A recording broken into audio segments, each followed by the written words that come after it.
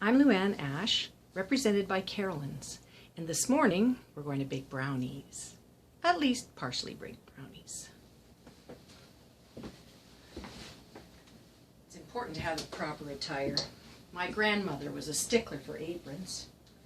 Now, I never bothered much when I was a hippie chick, but I got this one and I love it. Alright, so this brownie mix I got from Costco because it's the best brownies I've ever tasted. And I've never been able to match them. So we just dump them in here into this handy dandy mixing bowl, which also is very ancient, my mother's vintage, Tupperware. This recipe calls for one egg, 1/3 of a cup of water, and 1/3 of a cup of oil.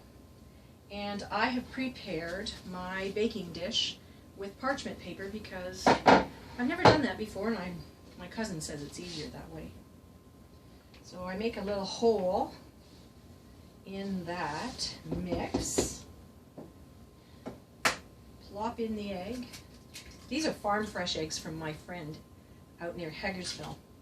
She has these chickens and gives me eggs for a very good price. So I put that egg in there just whole like that because this mix is really easy. Of course, now you would have your oven preheating to 350 or 375 depending on your oven, and but that makes far too much noise for my videotaping. Poured in that oil. It's all going in the well. A little water, 1/3 of a cup. My mother told me to measure according to the meniscus, if you want to be exact. I'm not really that exact. Anyway, you just kind of beat up that egg in there, whip it in. You see? It's just kind of gooey looking. And you mix it really well, but not too much. You don't use an electric beater with this because that would make it too tough. And there's great chunks of chocolate in here. I love this brownie mix. So you just mix it so it's all blended,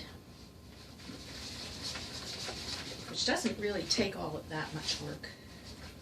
Just scraping it down from the sides every now and then.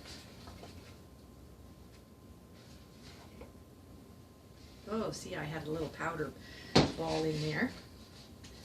And then you just pour that right into your pan.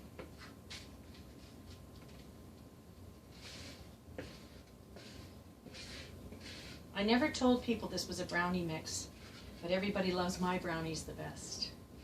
Giardelli's. It's my secret. Oh dear, now you know. And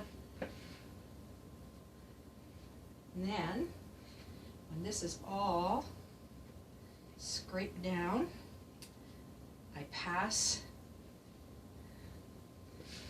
the bowl and the stick over to my husband, who really, really enjoys licking that. You just give this a little shake, I think. A little shimmy. And when it's all evenly spread out, pop it into the oven and bake for the time it says on the box. Hope you've enjoyed our cooking today. I know I have, and when I get to eat it, even better.